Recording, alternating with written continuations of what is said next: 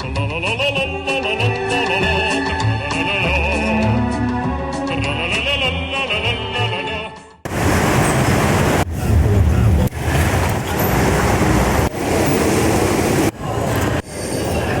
is up, guys? Welcome back to Live Travel Asia, where we show you what it's like living and traveling in Asia. So today we're gonna head up north for a quick weekday trip to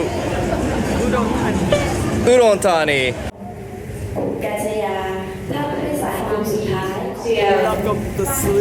Anyways, one of the reasons we're also going here is because it's me and Mayu's 2-year anniversary, and also Valentine's is coming up. Another reason is because Mayu was somehow able to cop these tickets for only about 20 bucks round trip, so it doesn't even cost that much. Honestly, I think our taxi ride up to here cost as much. So all things considered equal, you know we like to travel on Mock Air if you followed us from the beginning, since we've been shooting on our iPhone, and that's because they offer free water, a free check-in, and it's yellow? Oh, really? The reason we're going to be flying in Air Asia today is because it's only a 1-hour flight. We're not going to nitpick if it's going to be only $20 to have a round trip. Anyways, what's really cool about this place is that they actually have an index living mall area where they have these furniture set up for us. This way I can get some editing done in the 1 hour that we have to wait for departure.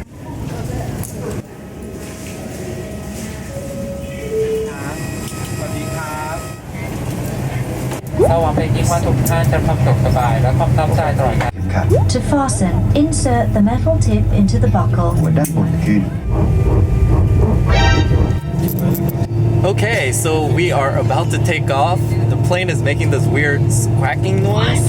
So if we die, this might be our last recording. We might find it out in the sea or something. Okay, so not much to say about the flight as I slept through most of it and don't remember, nor do I want to remember much of it. The squawking noise did scare me a bit, and also knowing AirAsia is notorious for planes crashing and disappearing over the sea didn't help much either. But I've personally met engineers and several flight attendants, and they have assured me that all budget airlines do an equally bad job of maintenance, so do not worry about which one is worse. Hey, it's only 10 bucks a flight, beggars can't be choosers. Okay, so we are finally at Udonthani.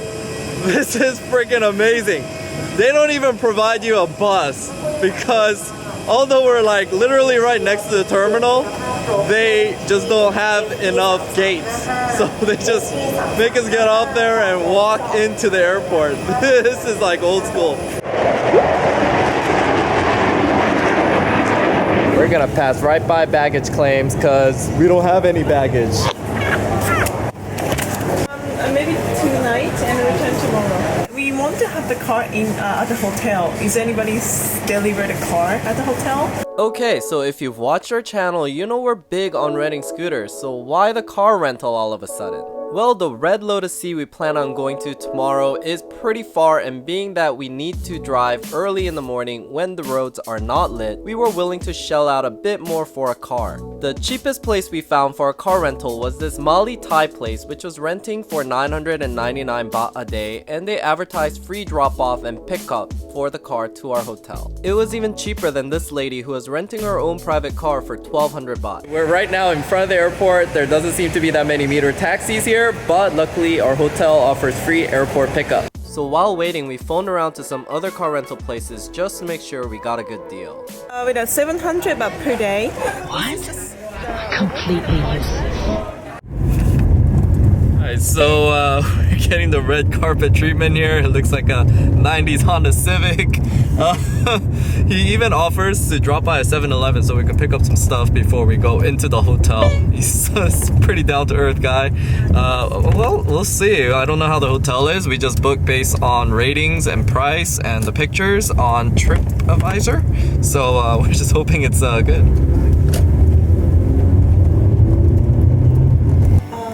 It's really nice, right? Okay, so the Kitlada Hotel. I think it was rated number 2 on TripAdvisor, but it was a price which I'll discuss later that sold us on this place initially. Now, I'm not a hotel snob, so I won't, nor am I qualified to go into the details for how to rate a hotel, but Mai works in a 5-star hotel and she didn't complain, so it's clean and functional enough for most. What really made this place stand out is how helpful the taxi driver guy was in giving us all the information we wanted in getting to the Red Lotus Sea, as well as arranging for a motorcycle rental for the remaining 2 days, which cost us only about $7 a day with free pickup and drop off. He even offered to arrange a driver for a car for 500 baht, which someone else might find useful. Yes! Yeah! So we just checked into Kitlada Hotel. It is costing us 750 baht a night, which is a little over $20 a night. This is the King Deluxe room.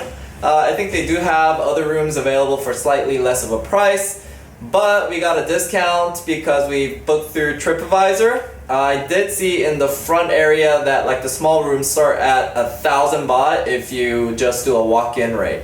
Anyways, it's not bad. It's really close to the airport. They offer you free transfers, so that's gonna save you some money on the taxis, etc. Now, I do know that the other popular place that people like to book here is the Centara, which is by Central, which is actually quite convenient because we want to go there to eat.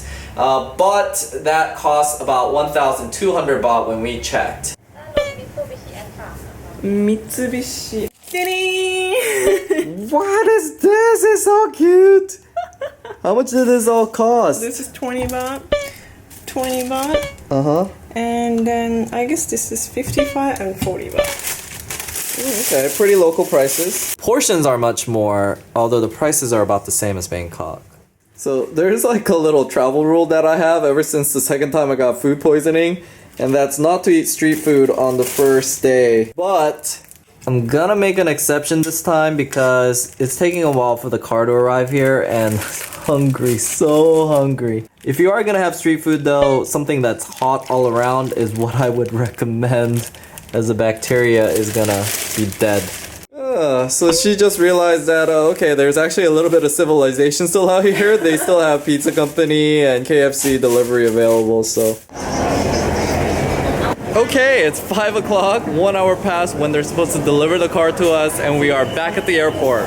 Why? Because, I don't know, Maya actually called them at 4 o'clock and they said, oh, sorry, you forgot, and then an hour later, they didn't bring us the car, but then they just brought a driver to take us back to the airport to rent the car. So, you know, you see me smiling because this is typical amazing Thailand stuff. I'm pretty much just doing the standard check-in to show that there's scratches in certain places, etc. It's quite important. Actually, even when they don't really do this, I usually get my iPhone and go around and just make sure there are no scratches even when I'm doing motorcycles. Pretty standard stuff. He's showing us how to start the car, that the oil is full. First thing is you need to open the car with a separate key other than the one that you started with. I have no idea why. Alright, so that wasn't too painful. Mai went ahead and put 3,000 baht in deposit, which is about $100 through her credit card. You can also do it by cash if you don't have a credit card, but that was just our option. Mai is taking one final pic of the crack that's in our windshield. I'm not sure if we got that. Alright, well anyways, they do have everything in English. The car is even complete with a blessing from the Muang to keep bad karma away. Describe this car renting experience, Mayu. It's very casual. I think it was doing very fast. Yeah. Alright, anyways, I'm pretty nonchalant and they are nonchalant as well, so I'm not even really stressing out about it. I have yet to really be scammed from a car rental or motorcycle rental place in Thailand so far. So they're pretty legit with you, but yes, just to be safe, I always video everything, the whole car before I rent it. And I even videoed the fuel because they always want it full. But this guy was actually, you know what, I gotta give him credit because he was videoing the fact that it was full. And that's probably because it was actually full. Because most of the times when I'm renting something, the fuel actually isn't fuel. What? The fuel actually isn't full. I'm sorry, fuel. Full. Full and fuel. Full fuel.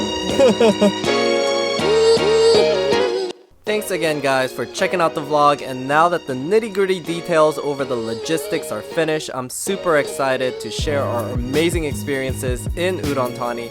And to kick it off, we will show you the amazing Red Lotus Sea, so be sure to check back next week for more vlogs about living and traveling in Asia. Ow! I just hurt myself. I hurt myself.